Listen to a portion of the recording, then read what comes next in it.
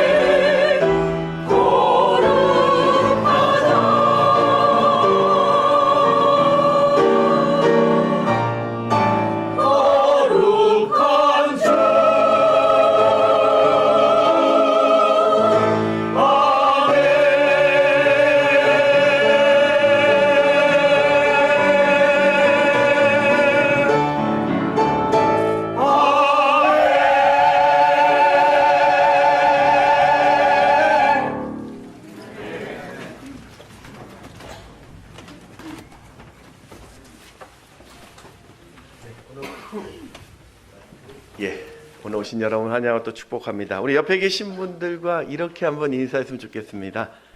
건강하게 오래오래 사세요.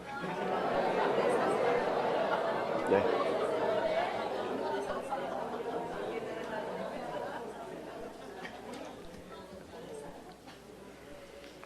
네.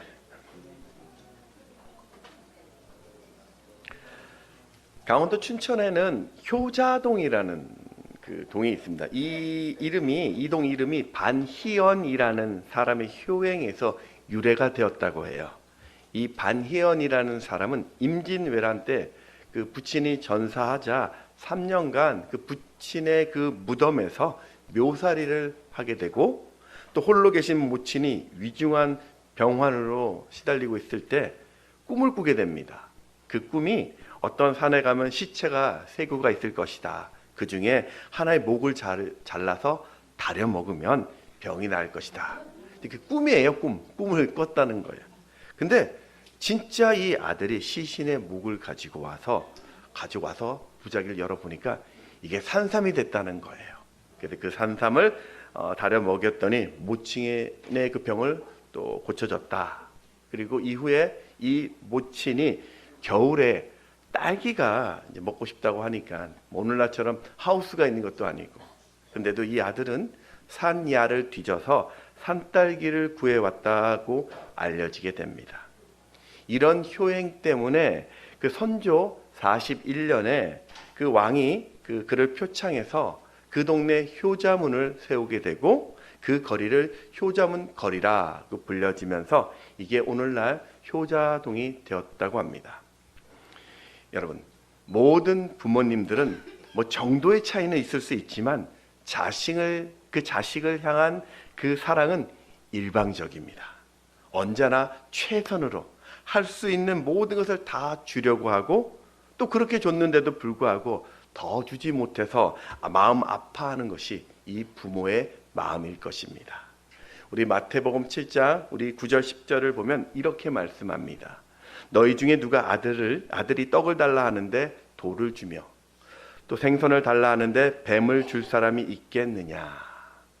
오늘 우리가 어버이 주일입니다. 평소에도 그렇지만 부모님이라는 단어를 생각만 해도 이 가슴이 뛰게 되는데, 오늘 그 은혜를 조금 더 깊이 생각하는 시간이 되었으면 좋겠습니다.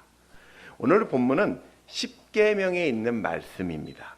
430년 동안 애굽에서 노예 생활하던 이스라엘이 고통 중에 하나님께 부르짖었더니 하나님께서 모세를 보내서 그들을 구원하셨습니다.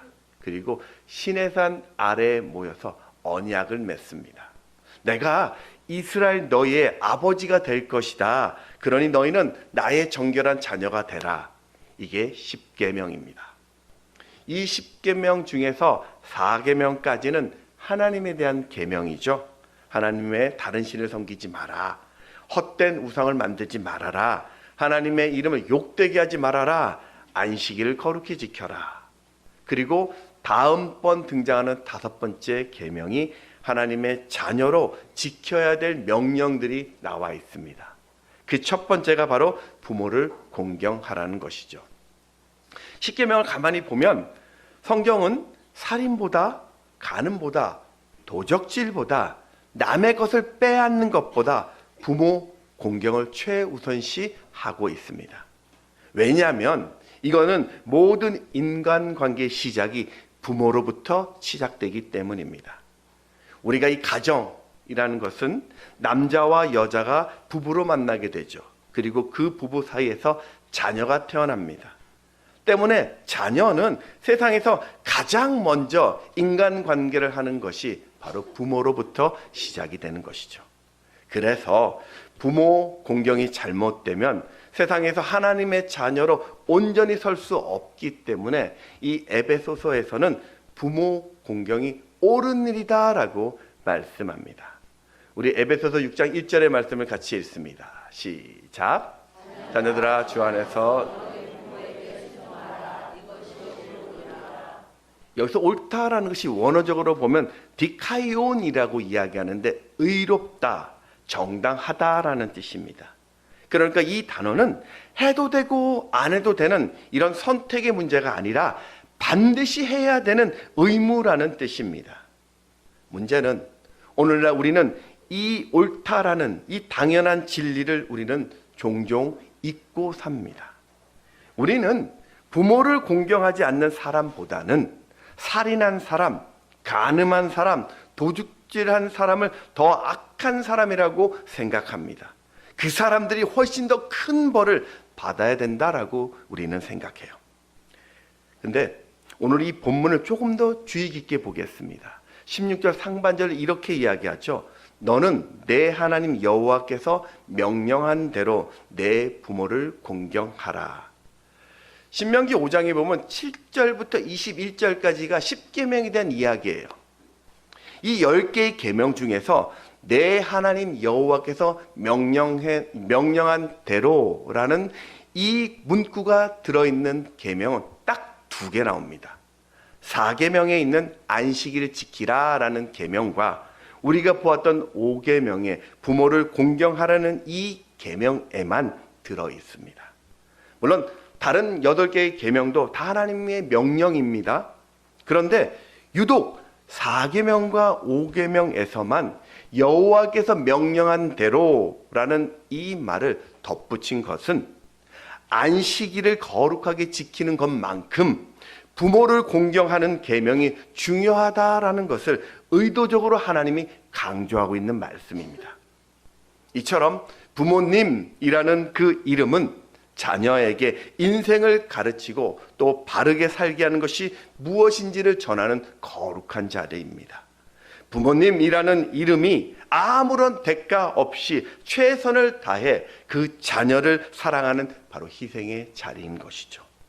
그래서 부모님이라는 그 이름을 가진 여러분은 그 이름 하나만으로도 존경받아야 되고 또 존경받고 있는 것이죠. 자, 그렇다면 부모를 공경하라라는 이 뜻이 과연 무슨 의미가 있을까? 오늘 저는 2가지로 살펴봅니다. 첫 번째 의미는 부모를 존중하라는 것입니다. 다른 말로 부모님에 대해서 분노나 멸시나 반항심을 버리라는 것입니다. 이 존중이란 말이 그 헬라어로 보면 티마라고 이야기하는데 상대를 중요하게 여기다, 상대를 귀하게 여기다라는 뜻이에요. 상대방을 존중하면서 상대의 가치를 인정하는 것. 오늘날 이런 의미와 달리 현대 사회에서는 존중이라는 이 단어를 왜곡시켰습니다. 존중이라는 이 단어를 우리는 굴복, 실패, 타협으로 해석하고 있습니다. 그러다 보니 존중이란 단어보다는 내 감정을 우선해야 되고 내 의견을 밀어붙여야 하고 상대를 무시하면서까지 내 뜻대로 하기를 원합니다.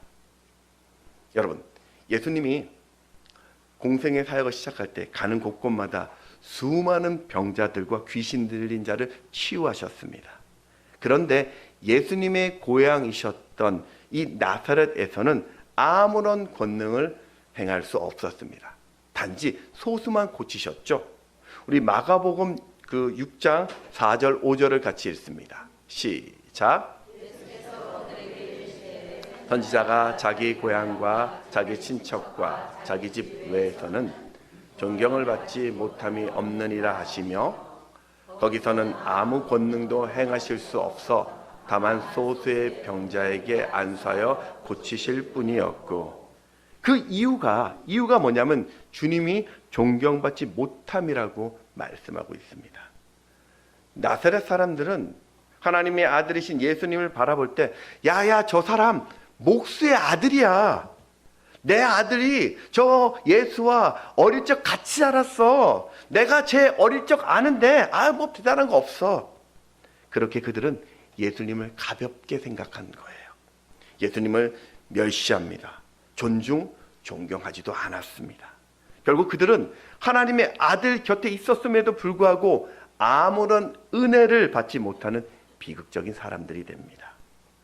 여러분 스스로 한번 물어보십시오. 여러분 자신에게 한번 물어보십시오. 나는 지금 남을 존중하고 있는가? 여러분은 내 곁에 있는 그 지체를 얼마나 높이고 계십니까? 상대를 정말 귀하다라고 여기고 계십니까? 혹시나 그러면 안 되겠지만 혹시 우리는 내 권위를 인정받고 싶어서 거친 말을 그 상대에게 던지고 있지는 않습니까? 나와 다르다고 그를 무시하고 있지는 않습니까? 내 경험이 거절된다고 해서 지금 그를 향하여 분노하고 있지 않습니까? 바라기는 오늘 나보다 내 곁에 있는 남을 귀하게 여기는 이 존중을 내 가슴에 채우시기를 축복합니다. 내 입술로 내 곁에 있는 그 지체를 좀 칭찬해 주시고 격려하며 그분을 기꺼이 높여 주십시오. 하나님이 여러분의 그 존중하는 모습을 보고 여러분의 걸음을 인도하사 많은 사람들에게 존경받게 할 것입니다. 근데 여기 또 한 가지 더 중요한 것은 이 존중의 시작이 바로 부모님을 공경하는 데서부터 시작이 됩니다. 공경하다라는 그 뜻이 히브리어로 카베드라고 이야기하는데 무겁다, 위대하다라는 뜻이에요. 부모님의 말씀을 내가 무겁게 받아들이는 것, 부모라는 그 위치를 위대하게 여겨서 어떤 상황 속에서도 존중하고 순종하는 것, 그것이 하나님께서 정하신 바로 부모 공경입니다. 부모를 공경하지 않아서 참 비참한 인생을 살았던 한 인물을 소개하겠습니다. 다윗 왕의 셋째 아들로 태어나서 정말 출중한 외모와 탁월한 은사를 가졌던, 그래서 모든 사람들에게 사랑을 받았던 압살롬이라는 사람이 있습니다. 아버지 다윗이 이 압살롬을 정말로 귀하게 여겼습니다. 사무엘하 14장 25절의 말씀 같이 읽습니다. 시작.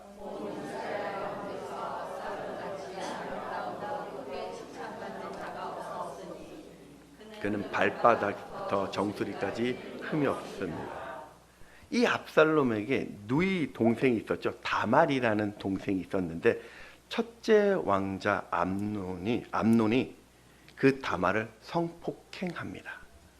다윗 왕은 이 사실을 알고 심히 분노했지만 아무런 조치를 취하지 않습니다. 이에 압살롬이 다윗에 대해서 다시 분노를 품기 시작합니다. 내 여동생이 당한 그 억울함에 아버지가 공정하지 못하다고 무능하다면서 그 아버지를 향하여 울분과 반항심을 키웠습니다. 그리고 치밀한 계획 끝에 이 암논을 암살해 버립니다.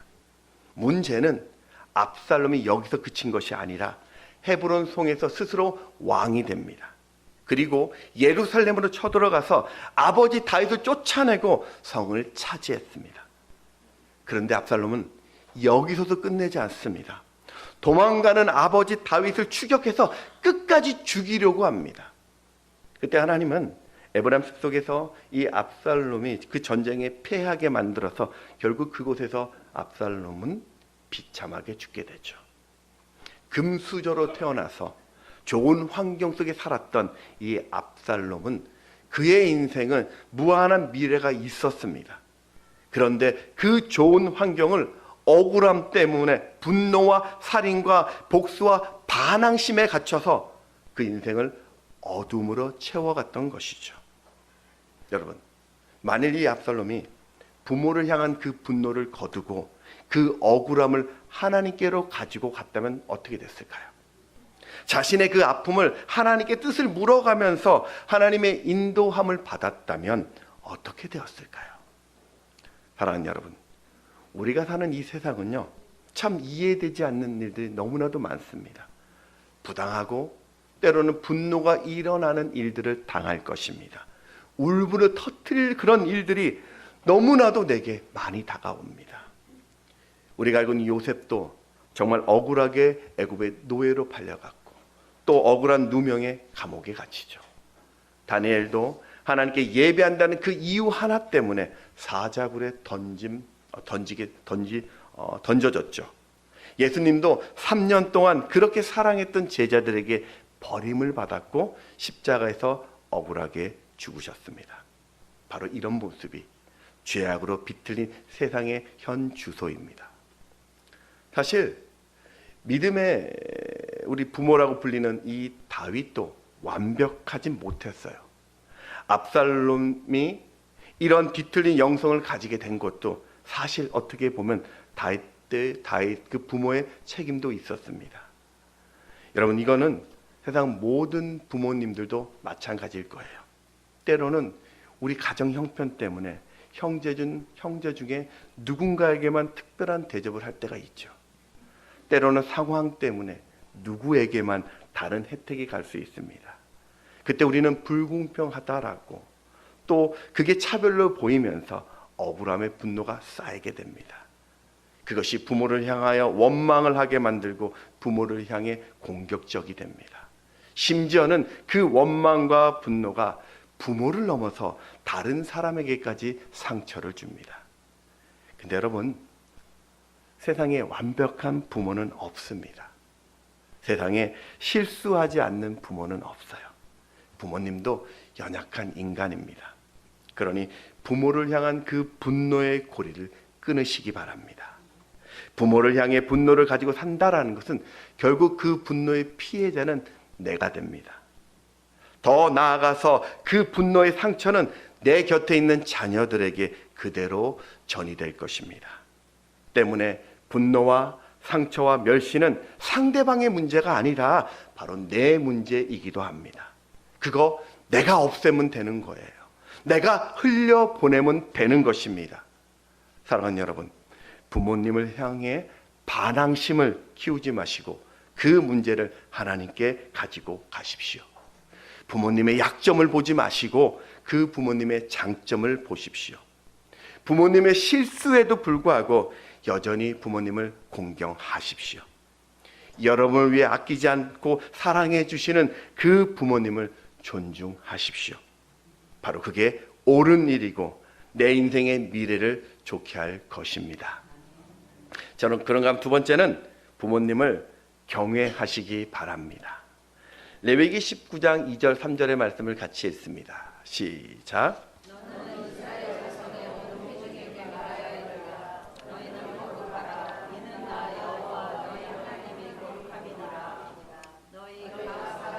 부모를 경외하고 나의 안식일을 지키라. 나는 너의 하나님 여호와이니라. 이 레위기 19장과 신명기 5장은 마찬가지로 하나님의 자녀가 어떻게 이 땅을 거룩한 삶을 살 수 있을지에 대한 그 말씀입니다. 그러면서 이 레위기 19장에는 두 개의 중요한 계명을 이야기하죠. 부모를 경외하고 안식일을 지켜라. 신명기 5장과의 차이가 있다라면 레위기 19장에서는 부모 공경 대신에 부모를 경외하라라는 단어를 썼습니다. 이 경외라는 단어가 히브리어로 이야기하면 야라라고 이야기합니다. 이 단어는 독특하게 하나님을 대상으로 사용하는 단어입니다. 그래서 하나님을 두려워하는 것, 하나님을 예배한다라는 뜻이 바로 경외입니다. 여러분, 두려워한다라는 말 이전에도 한번 이야기했는데 무슨 공포나 억압으로 위축되는 그런 심리적인 상태를 말하는 게 두려워하다라는 뜻이 아니라 오늘 여기는 너무나 경건해서 너무나 공경해서 내가 가볍게 대하지 않는 그 마음을 이야기합니다. 그게 두려워한다라는 뜻이에요.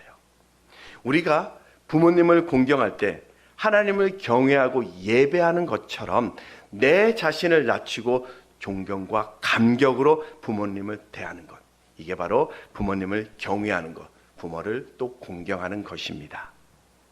사랑하는 여러분, 우리 하나님은 세상 그 무엇과도 동일시되는 것을 매우 싫어해요.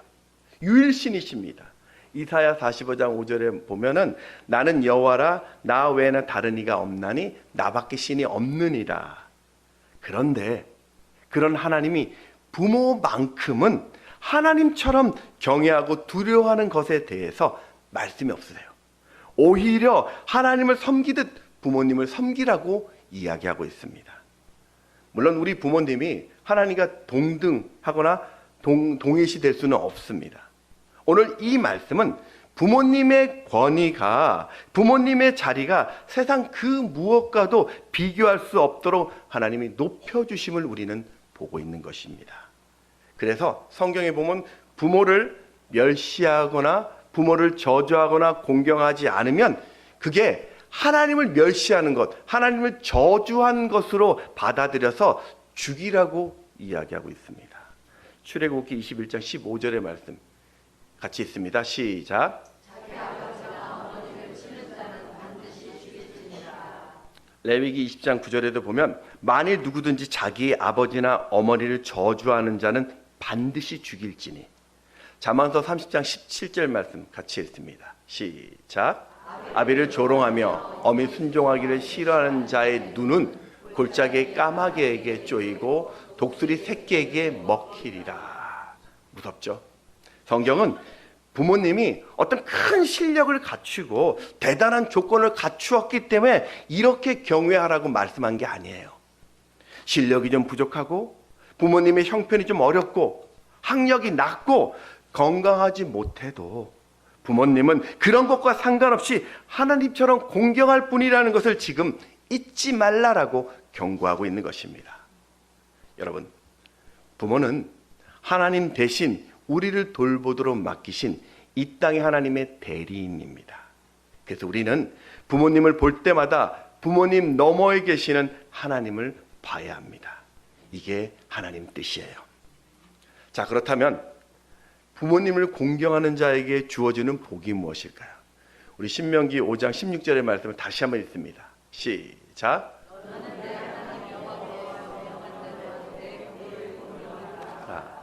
그리하면 내 하나님 여호와가 내게 준 땅에서 내 생명이 길고 복을 누리리라. 아멘. 여러분, 십계명을 잘 보면요, 계명을 잘 지키면 복 준다라는 계명이 딱 두 개밖에 없어요. 두 개만 나와요. 하나는 우상을 만들지 말고 하나님을 사랑하고 계명을 지키는 자에게 천대까지 은혜를 주신다라는 10절의 말씀과 오늘 지금 나왔던 이 본문에 부모를 공경하는 자에게 이 땅에서 생명이 길고 복을 누리게 하신다는 말씀, 딱 두 개밖에 나오지 않아요. 여러분, 자녀가 부모를 공경하는 것, 경외하는 것은 옳은 일이에요. 마땅한 일입니다. 그런데 하나님은 그 옳은 일을 우리가 할 때 이 땅에서 잘 되고 장수하는 복을 덤으로 주시겠다라고 약속을 하고 계십니다. 오늘 그 약속을 받은 한 인물을 소개해 볼까요? 야곱에게는 12명의 아들이 있었습니다. 이 아들 중에서 누가 가장 복을 많이 받았을까요? 요셉이요? 예, 성경에 가장 많이 나옵니다. 요셉은 아버지를 공경했습니다. 아버지도 요셉을 끔찍히 사랑했죠. 하루는 야곱이 자녀들이 멀리 목축을 하러 갔을 때 요셉에게 네가 좀 형들에 가서 안부를 좀 전해라, 먹을 것을 좀 갖다 주라 라고 이야기하죠. 그러자 그 요셉은 즉시로 순종합니다. 또 애굽의 그 노예로 되었을 때도 그 요셉은 자신의 주인에게 또 잘 공경했습니다. 총리가 되었을 때도 아버지를 여전히 사랑하고 공경했습니다. 이후 그가 받은 복은요, 아버지 야곱으로부터 자신의 자녀, 두 자녀였죠. 므낫세와 에브라임이 각각 민족의 한 지파씩을 이루는 그 축복을 받습니다. 그런데 오늘 이 요셉보다 더 큰 복을 받은 아들이 나옵니다. 바로 야곱의 넷째 아들이죠. 유다입니다. 우리가 아는 것처럼 그는 다윗의 조상이 되고 그의 후손에서 예수님이 태어납니다. 어떻게 그는 이런 복을 받았을까요? 이런 복은 사실 요셉이 받아야 되는 게 맞는 것 같은데요. 자, 야곱은 그 외삼촌 라반의 집을 섬기면서 그 대가로 외삼촌 라반의 딸 라헬을 원했습니다. 신부로 원했어요. 하지만 라반은 좀 야곱을 좀 더 묶어두려는 그 편법으로 라헬 대신 그 언니 레아를 아내로 먼저 줍니다. 그렇게 유다는 아버지가 원치 않는 그렇게 맞은 아내 레아의 네 번째 아들로 태어납니다. 당시 야곱은 이 12명의 아들 중에서 자신이 사랑했었던 라헬이 낳았던 두 아들 요셉과 베냐민, 특별히 이 요셉을 편애하고 있었습니다. 그래도 유다는 아버지를 향해 분노하지 않습니다. 형들이 요셉을 잡아서 웅덩이에 죽이려고 했을 때도 요셉을 죽이지 말자고 그냥 애굽 상인들에게 팔자고 제안했던 사람도 유다였습니다. 창세기 37장 26절 27절의 말씀 같이 읽습니다. 시작. 형제에게 이르되 우리가 우리 동생을 죽이고 그의 피를 덮어둔들 무엇이 유익할까? 자, 그를 사람들에게 팔고 그에게 우리 손을 대지 말자. 그는 우리의 동생이요 우리의 혈육이니라 하며 그의 형제들이 청종하였더라. 유다도 요셉의 행동이 미웠어요. 괘씸했어요. 그런데 그 요셉이 죽으면 슬퍼할 아버지 야곱이 생각났던 거예요. 세월이 흘렀습니다. 요셉의 형제들이 애굽 땅으로 가서 곡식을 구하러 갔을 때 당시 애굽 총리가 되었던 요셉이 이 형들을 알아보고 정탐꾼이라는 모함으로 시므온을 붙잡고 동생 베냐민을 데려오면 풀어 죽겠다고 협박을 합니다. 이 사실을 아버지께 알렸더니 아버지가 노발대발합니다. 절대로 베냐민을 보내줄 수 없다고. 그러자 첫째 아들 루벤이 내가 다시 베냐민을 데려오겠다라고, 못 데려오면은 자신의 두 아들을 죽이라고 말했지만 아버지는 꿈쩍하지 않았어요. 그런데 나중에 유다가 나서서 자신이 담보가 되겠다고 하니 야곱은요 그 베냐민을 보내줍니다. 창세기 43장 8절 9절의 말씀 읽습니다. 시작. 아버지 이스라엘에게 이르되 저 아이를 나와 함께 보내시면 우리가 곧 가리니 그러면 우리와 아버지와 우리 어린 아이들이 다 살고 죽지 아니하리이다. 내가 그를 위하여 담보가 되오리니 아버지께서 내 손에서 그를 찾으소서. 내가 만일 그를 아버지께 데려다가 아버지 앞에 두지 아니하면 내가 영원히 죄를 지리다. 아멘. 루벤의 말은 듣지 않고 유다의 말을 들었다라는 것은 유다가 평소에도 아버지를 공경하고 있었다라는 뜻입니다. 여러분, 그렇게 요셉은 야곱의 사랑을 가장 많이 받은 아들입니다. 그래서 아버지 야곱을 공경하는 것은 지극히 당연합니다. 하지만 유다는 달랐어요. 유다는 요셉처럼 아버지에게 특별한 사랑을 받지 않았음에도 불구하고 편애하는 그 아버지를 늘 존경했습니다. 이것이 바로 유다의 장점이었고 유다에게서 예수님이 태어나게 되는 가장 큰 축복을 받게 된 것이죠. 요셉만 그랬을까요? 아브라함의 아들이었던 이삭도 아버지가 자신을 꽁꽁 묶어 번제로 드리려고 죽이려고 했을 때 그냥 순종합니다. 그랬더니 그가 1년 농사를 지었을 때 하나님이 복을 주어 100배의 수확을 거두는 큰 부자로 만듭니다. 창세기 26장 12절 13절에 보면 이삭이 그 땅에서 농사하여 그 해 100배나 얻었고 여호와께서 복을 주심으로 그 사람이 창대하고 왕성하여 마침내 거부가 되어. 우리 모압 땅에 살고 있었던 이방인 여인 그 룻을 우리는 알고 있습니다. 그는 유대인 남편과 만나 결혼했지만 갑자기 시아버지와 남편과 그 형제들이 다 죽어 집안이 쫄딱 망했습니다. 시어머니 나오미가 이젠 며느리들을 고향으로 돌려보내면서 혼자 쓸쓸하게 예루살렘으로 돌아가려고 할 때 이 룻은 나오미를 끝까지 공경하면서 함께 베들레헴으로 오게 됩니다. 룻기서 1장 16절의 말씀 같이 또 읽습니다. 시작. 룻이 이르되 내게 어머니를 따르지 말고 돌아가라. 강건하지 마옵소서. 어머니께서 가시는 곳에 나도 가고 어머니께서 머무시는 곳에서 나도 머물겠나이다. 어머니의 백성이 나의 백성이 되고 어머니의 하나님이 나의 하나님이 되시리니. 바로 이 일이 좋은 소문이 나서 그 동네에서 가장 존경받던 보아스와 결혼하게 되고 이방 여인으로 예수님의 족보에 오르는 그 은혜를 누리게 됩니다. 그러니 여러분 무엇보다 부모님을 경외하십시오. 부모님이 나에게 어떻게 하시던지 그런 것과 상관없이 늘 부모님을 부모로서 경외하고 두려워하십시오. 그럴 때 상상도 할 수 없는 큰 복이 여러분 인생에 펼쳐질 것입니다. 이 땅에 사는 모든 일들이 잘 될 것이고 장수하는 그 은혜의 강물이 여러분 삶에 흐르게 될 것입니다. 여러분 연어를 아시죠? 깊은 바다에 사는 이 연어라는 물고기는 산란기만 되면 자신이 태어난 강 상류로 거슬러 올라옵니다. 이 강에 도착하면 연어는 먹이 활동을 하지 않고 산란에 집중을 하게 되죠. 그렇게 온 힘을 다해 알을 낳은 후 암컷은 그 알을 지키다가 그 자리에 죽습니다. 그러면 죽은 이 어미의 몸이 물에 분해돼서 강의 영양분이 되는데 그것이 새끼 연어의 먹이가 됩니다. 그래서 우리는 연어를 모성의 물고기라고 부르죠. 가물치라는 물고기를 아시죠? 가물치도 그 알을 낳을 때 한 수천에서 수만 개의 알을 낳는다고 합니다. 이런 산란과 부화의 과정을 거치면 이 어미 가물치도 극도로 체력이 소진합니다. 그러면 먹이 활동도 무뎌지고 움직임도 느려집니다. 사람들이 그런 가물치의 모습을 보면서 야, 가물치가 산란을 하다 눈이 멀었다라고 생각을 했던 거예요. 그때 새끼들이 어미 그 가물치 옆에 있습니다. 저렇게 떼를 쥐고 있어요. 그러면 어미 앞으로 모여들어서 스스로 어미의 먹이가 되어서 어미를 회복시킨다라고 생각을 했습니다. 그래서 이 가물치를 효자 물고기라는 별명을 가지고 있습니다. 물론 사실은 이거는 과학적이지 않습니다. 이건 민간 설화예요.